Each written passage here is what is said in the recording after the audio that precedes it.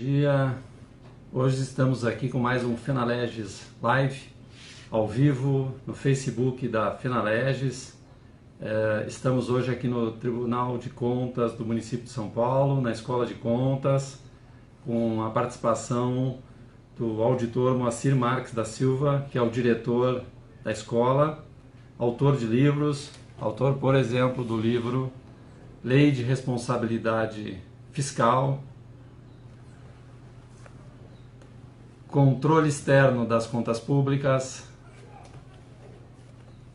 Auditoria Governamental, enfim. O Moacir é professor, palestrante, bastante requisitado quando o tema é contas públicas, tem colaborado inclusive em alguns seminários da Fenaleges, procurando sempre passar o conhecimento dele e o rigor técnico hoje necessário para o controle interno e controle externo nas câmaras municipais. Desse ponto de vista, é um grande parceiro dos legislativos e das câmaras municipais. Lembrando que nesse sistema, a qualquer momento, caso vocês queiram fazer alguma pergunta, podem fazer aí abaixo do post, onde tem um espaço que nós vamos enxergando aqui, e na medida do possível a gente vai se manifestando e vai procurando responder. Obrigado aqui por nos receber, direto do Tribunal de Contas, com essa fantástica ferramenta do Facebook que permite a gente se deslocando e estar ao vivo em diferentes pontos, né? Moacir, a primeira questão que eu gostaria que você comentasse é esse protagonismo do momento das contas públicas. Contas públicas que era um troço chato, que ninguém queria saber, que estava escondido, ninguém se lembrava que existia Tribunal de Contas, TCU, e de repente isso ganhou primeira página de jornais, motivo do telejornal todos os dias, contas públicas, contas públicas, contas públicas.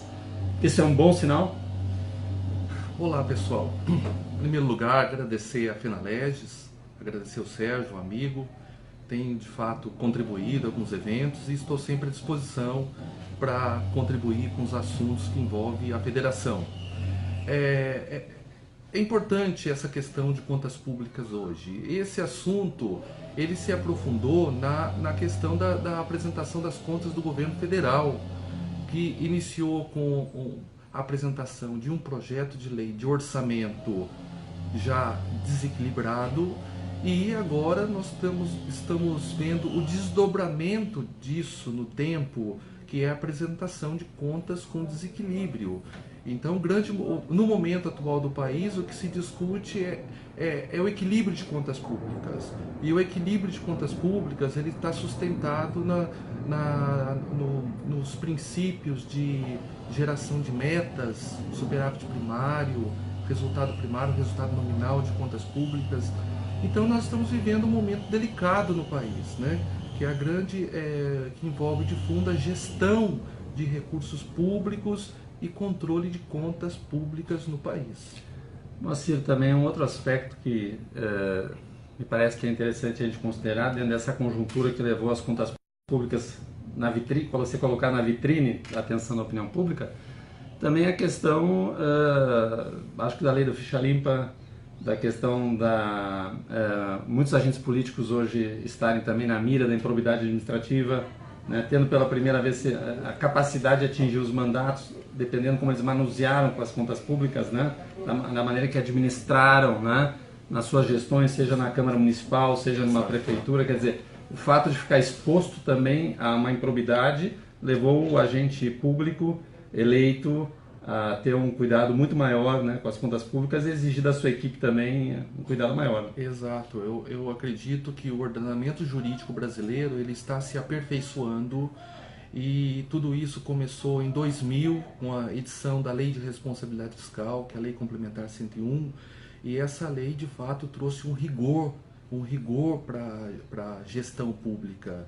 E o administrador público que não atende, que não cumpre as regras aprovadas por essa tão importante lei para o país, ele acaba sendo enquadrado aí como um agente que não atendeu a responsabilidade fiscal e vai ser enquadrado no Código Penal, porque logo em seguida foi aprovada a Lei de Crimes Fiscais, a Lei Federal 10.028, que ela enquadra, essa lei, ela alterou o Código Penal e, portanto, o Ministério Público tem uma ferramenta importante para enquadrar o gestor irresponsável, que acabou acarretando aquele crime fiscal e com isso, né, ele produziu um desequilíbrio importante nas contas. Bom, vamos passar, Moacir, que eu acredito que seja uma das curiosidades, quando nós promovemos essa transmissão pelo Facebook, alguns pontos da questão de gastos com pessoal dentro dos legislativos. Né? E inclusive até assistindo algumas palestras que você já deu em alguns seminários, né? Então queria pontuar algumas questões. Por exemplo, vamos falar sobre a questão dos terceirizados, né? Dentro da gestão pública, no caso especificamente do legislativo. Como é que se enquadra os terceirizados contratados, né? Seja através de uma PJ, enfim, tem que ser através de PJ, né? Acredito eu, mas assim, como é que se enquadra? Isso conta dentro da lei da responsabilidade fiscal como gasto pessoal, não conta? Depende da finalidade? Como é que se enquadra isso? Qual a leitura atual?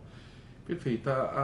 O terceirizado, de fato, é um tema bastante polêmico que envolve a gestão pública.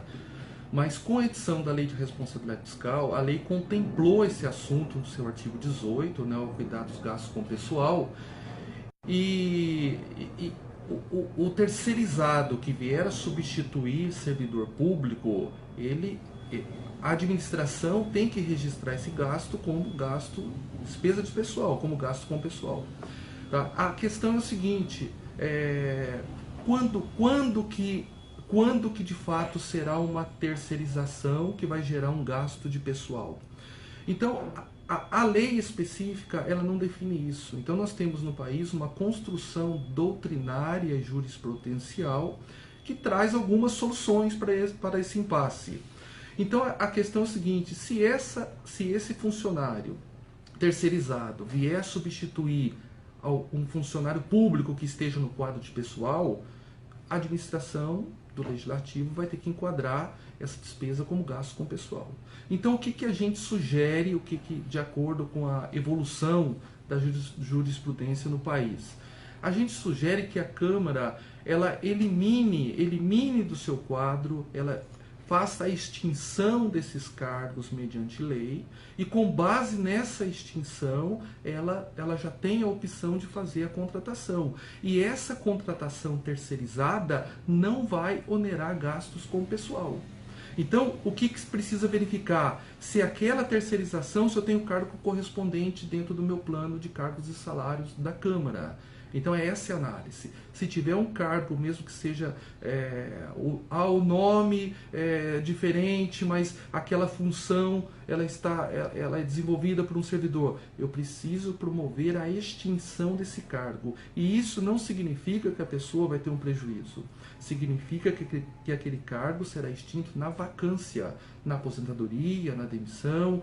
Então, aquele cargo, a Câmara ela vai reduzir o tamanho do seu quadro de pessoal. E com essa redução, no momento de aprovação da lei, ela abre a possibilidade de fazer uma licitação para eventualmente contratar uma empresa e exercer esse serviço. Como exemplo, eu cito a carreira de motorista, ascensorista. É claro que estamos falando de funções de nível médio, né? São funções acessórias. Eu não posso falar em nenhum momento de transferir para a iniciativa privada a área fim da instituição. Só para não bater aqui na mesa, que senão a nossa câmera de transmissão balança junto também. Ok. Registrando aqui um abraço aqui ao nosso parceiro Edmilson Lucena, lá da Câmara, presidente do Sindicâmara da Câmara Municipal de Vitória, Espírito Santo, que está assistindo, mandando aqui as suas considerações sobre esse tema que realmente interessa bastante e que os agentes políticos e os servidores têm que tomar para si uma visão sobre esse tema para a sua Câmara Municipal, né? O servidor é que pode ser um agente ativo, né, dessa verificação para que veja se os enquadramentos estão dentro do previsto.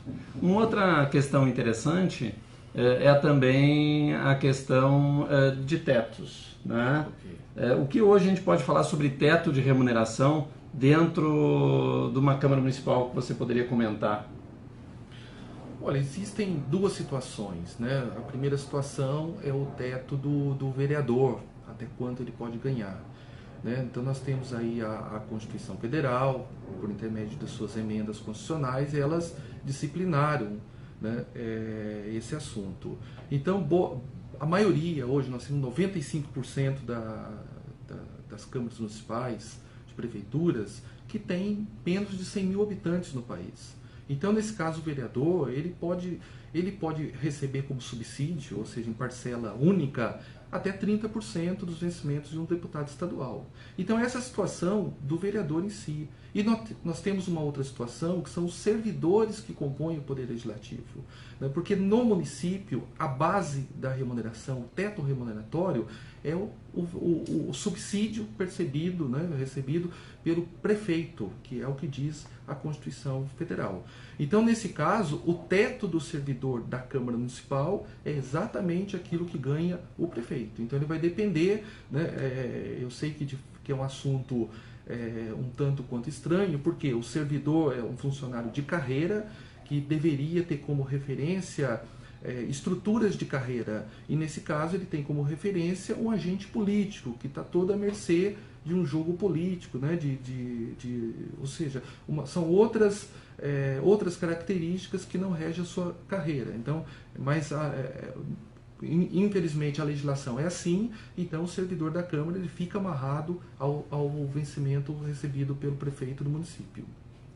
Okay. Tem uma outra questão também que nesse ano especialmente tem sido bastante comentada, que é ainda mais que nós estávamos, né, ainda estamos de certa forma em época de negociação salarial, em gestões municipais no geral, é o que pode ser dado, o que pode ter de reajuste, se pode ter, não pode ter, o que pode ser dado de aumento ou não pode ter, né? Ou se isso está, digamos assim, delegado ao parecer do Tribunal de Contas daquele estado, né, algum tipo de jurisprudência. Esse é um campo em aberto nesse ano eleitoral? Olha, de fato, o último ano de mandato do chefe do Poder Executivo, a legislação impôs restrições. A legislação em si, ela impõe restrições ao aumento, ao reajuste de salários nesse período. Por exemplo, a lei eleitoral, ela proíbe aumentos reais de salário nesse último ano. Então, nessa linha, não se pode aprovar no Legislativo projetos que tratem de aumentos reais. Então, se o aumento real não é possível, e aquilo que recompõe a inflação? No meu modo de ver, a reposição da inflação ela é permitida, porque isso não acarreta nenhum ganho efetivo ao funcionário.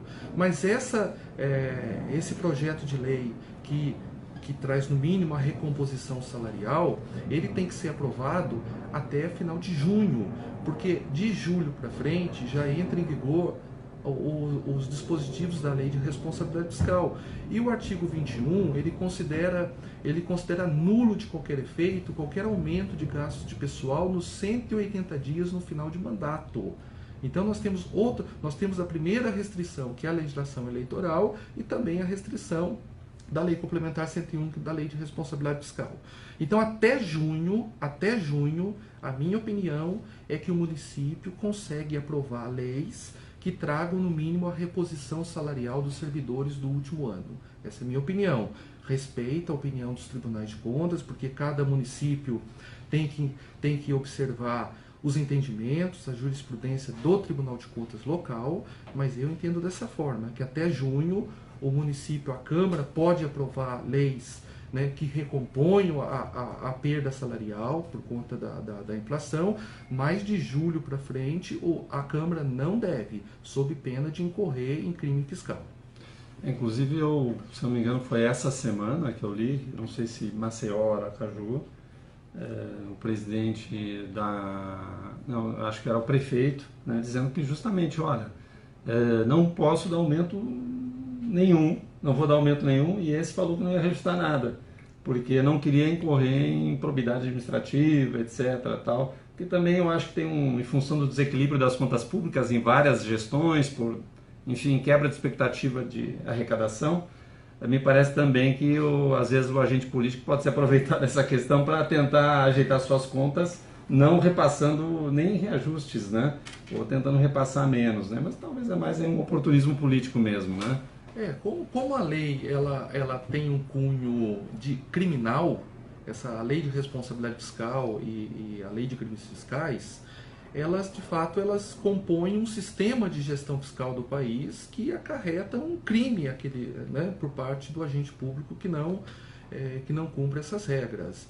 E no último ano a lei impôs restrições justamente para evitar, né, a farra do dinheiro público nesse último ano, que é um ano eleitoral. A gente sabe que tem muitos interesses, né, que aumentos salariais nesse período poderia dar uma certa vantagem àquele agente público que concorre nas eleições, o agente político que concorre nas eleições.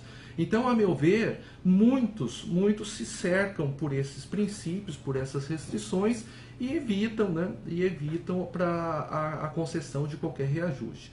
Mas eu voto tecnicamente, né, que o meu entendimento, eu entendo que recomposição da inflação até junho, eu não vejo problema com a legislação, né? Claro, respeito a opinião dos tribunais de contas. De julho para frente, eu oriento, né, as prefeituras e câmaras que não aprovem nada nesse período. Não aprovou até junho, deixa para a próxima legislatura, o próximo prefeito que trate desse assunto. Agora, quando a gente fala em lei da responsabilidade fiscal, me parece que uma outra legislação que acabou completando um pouco, né, é a Lei de Acesso à Informação, né, que permite um monitoramento público social, né. No entanto, dentro das câmaras municipais, do universo das câmaras municipais no Brasil, segundo dados do Interleges, que é um instituto do Senado, que se dedica principalmente à questão da tecnologia de informação nas câmaras municipais, nos legislativos em geral, existem cerca de, o número é esse, 2.300 câmaras municipais sem sites no país, né. Digamos assim, alguns entendidos falam que a lei de acesso à informação permite que, na inexistência de um profissional qualificado local, na inexistência de capacidade orçamentária para executar, aí pode não ter o site, né? Porque a gente sabe, não tendo o site, não é efetivo o efeito da transparência, né? Como é que hoje os tribunais de contas, no seu entender, veem essa questão do investimento de transparência? Eu já ouvi de pessoa muito antiga de Câmara Municipal, que trabalha em área de tesouraria, uma oportunidade, eu estava conversando sobre aplicativos, né? Aí a pessoa chega do seguinte: Sérgio, o Tribunal de Contas nunca vai aprovar a Câmara Municipal investir em aplicativo. Isso é uma conversa de um ano atrás, né? Eu fiquei um pouco surpreso, não quis contestar a pessoa, né? Mas me parece que os tribunais, em geral, eles veem com muito bons olhos todo investimento em transparência.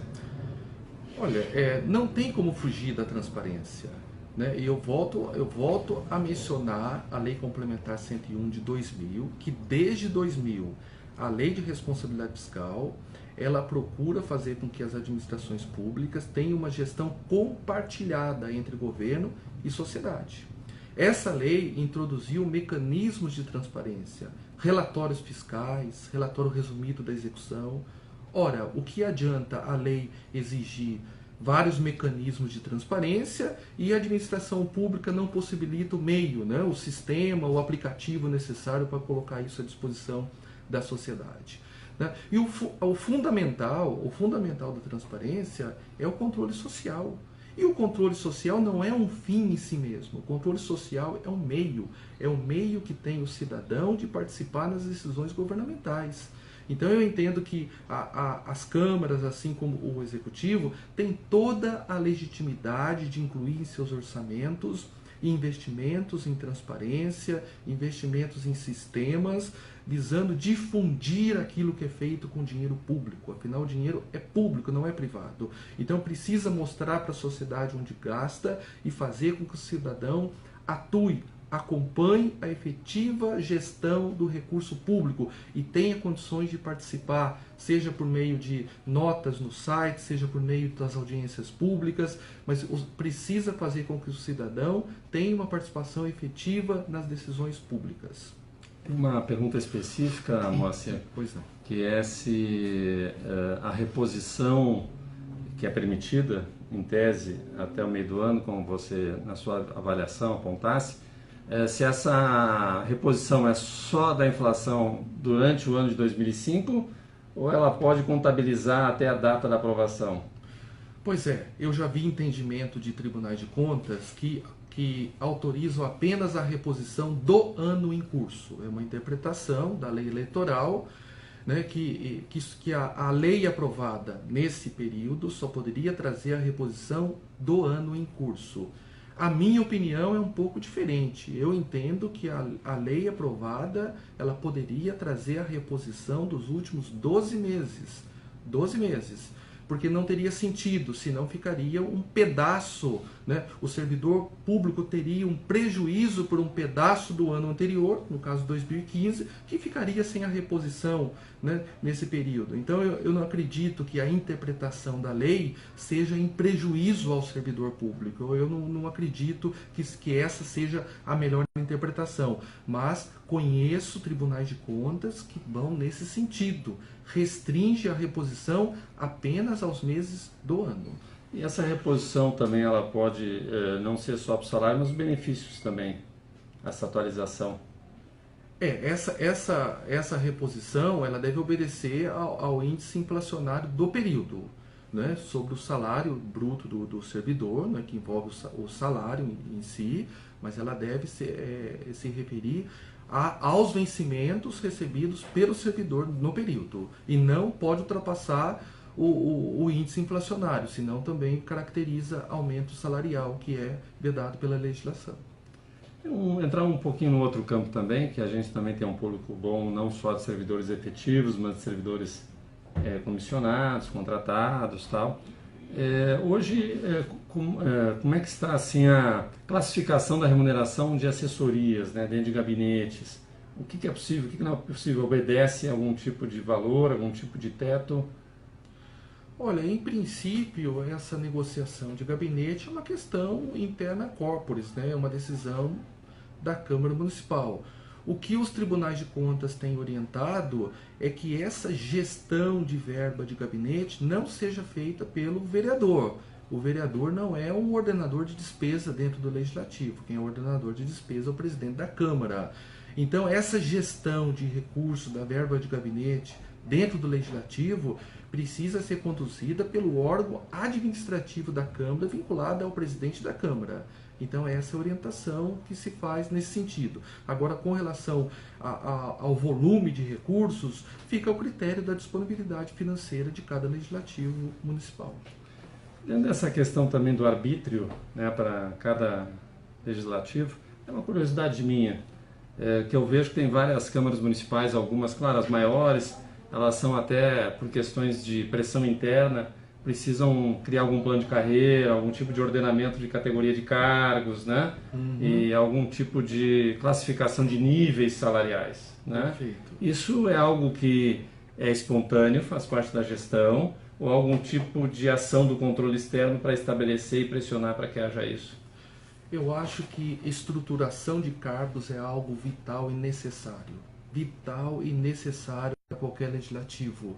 Há necessidade de fazer carreira, de estipular por lei a carreira do servidor que compõe o quadro.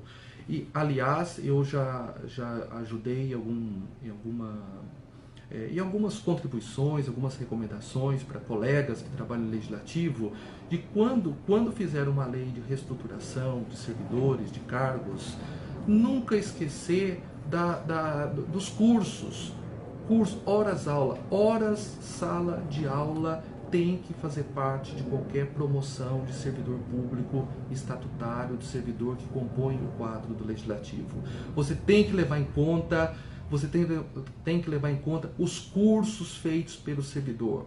O que isso representa? Representa uma reciclagem de cada funcionário, porque o funcionário, para ser promovido, ele vai buscar se reciclar, ele vai buscar treinamento, vai buscar capacitação, porque aquilo lhe interessa, porque ele vai ter uma promoção, e isso acaba agregando valor para o legislativo, acaba tendo um funcionário muito mais preparado para conduzir a gestão da Câmara Municipal.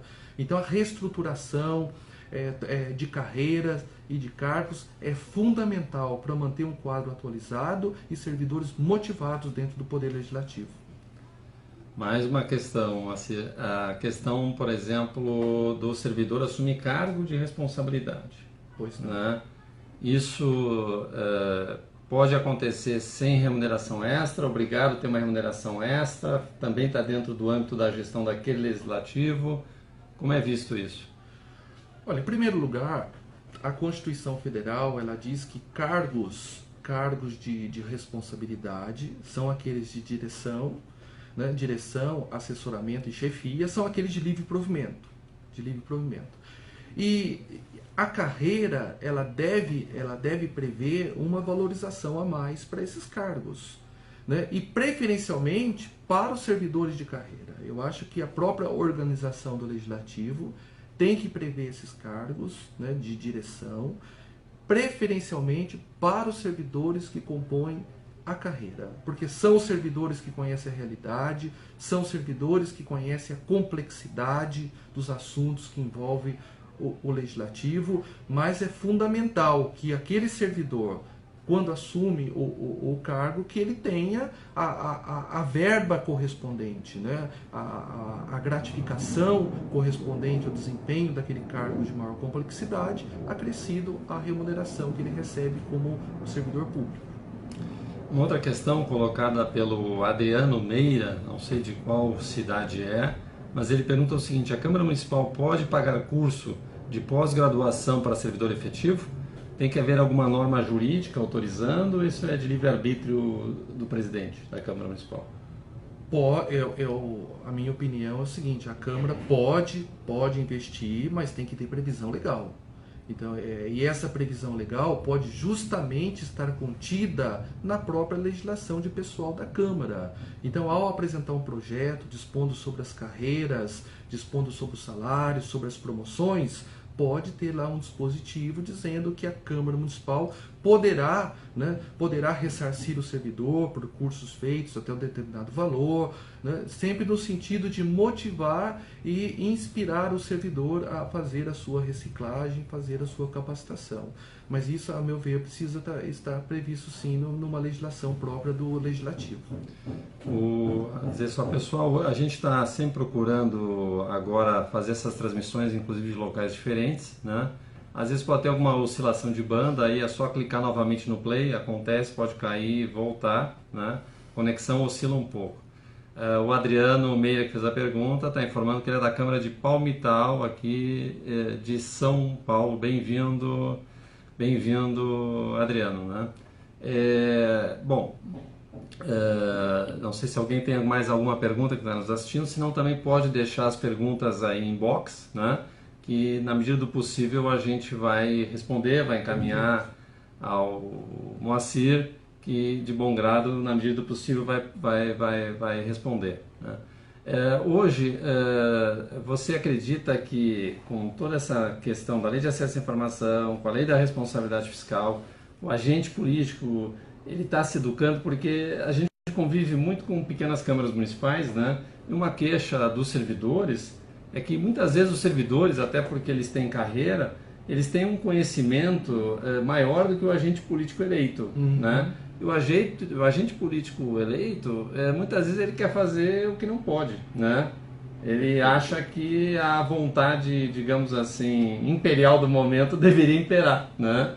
Mas isso ainda parece que é um processo de educação, né?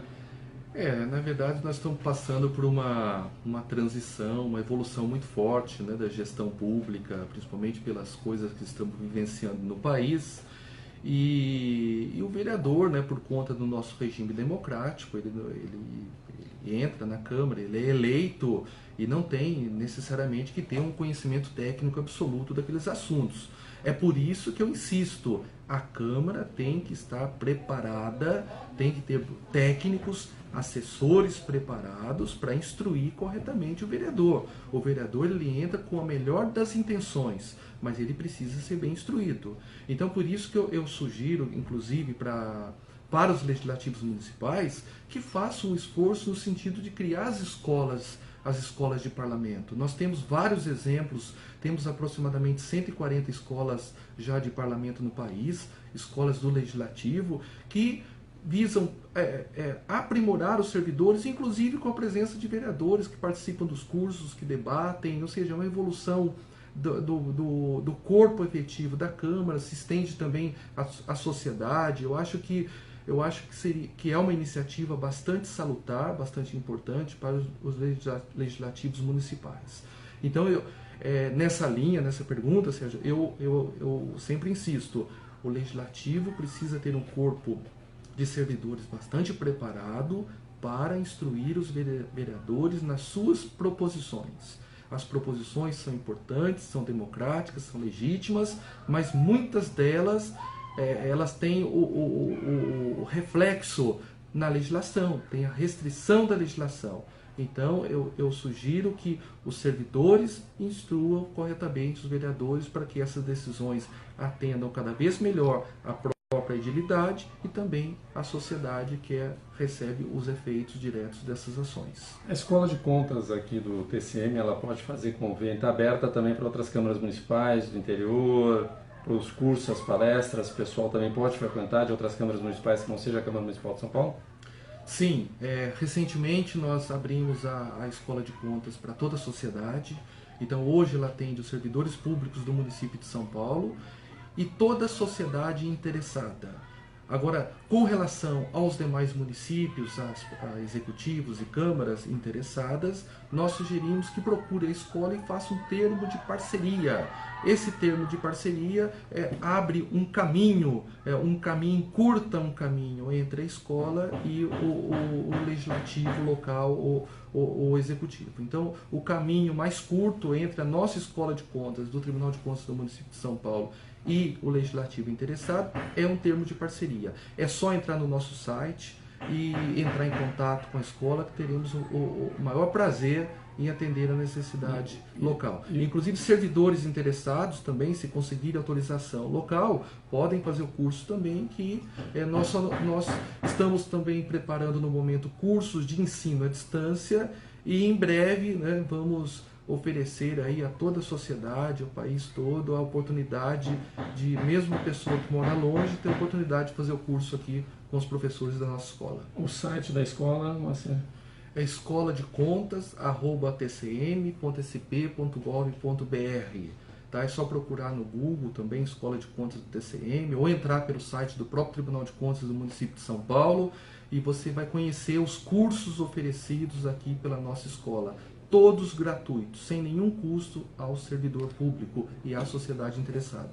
Eu acho que isso é um desafio importante. O servidor público que permanece dentro da instituição independente do agente político do momento, tem, enfim, um dos grandes desafios justamente é conscientizar e formar o agente político, né? Exato. E me parece que o servidor público, então, tem que usar as estruturas públicas para, de alguma maneira, fazer com que o agente político se forme, né? E tenha decisões melhores. Eu agradeço hoje a participação do Moacir Marques da Silva, diretor aqui da Escola de Contas do TCM. Estamos transmitindo ao vivo diretamente daqui. Lembrando, o último livro publicado, esse é o último, é o Lei da Responsabilidade Fiscal, editora Atlas. Se não me engano, está disponível na Saraiva, né? No site da Saraiva, foi onde eu tinha achado. Então pode ser adquirido por lá. Agradeço muito. Quem tiver algumas perguntas depois pode deixar aqui no próprio post, ok? O vídeo vai permanecer, podem indicar para colegas. Obrigado, Moacir. Ok, Sérgio, eu que agradeço mais uma vez o convite. E o que eu aconselho a todos é que a capacitação é o caminho da melhoria. Então procure se aperfeiçoar, capacitar, se reciclar, porque só assim a administração pública ganha e o país ganha. Muito obrigado a todos. Até a próxima transmissão. Tudo de bom.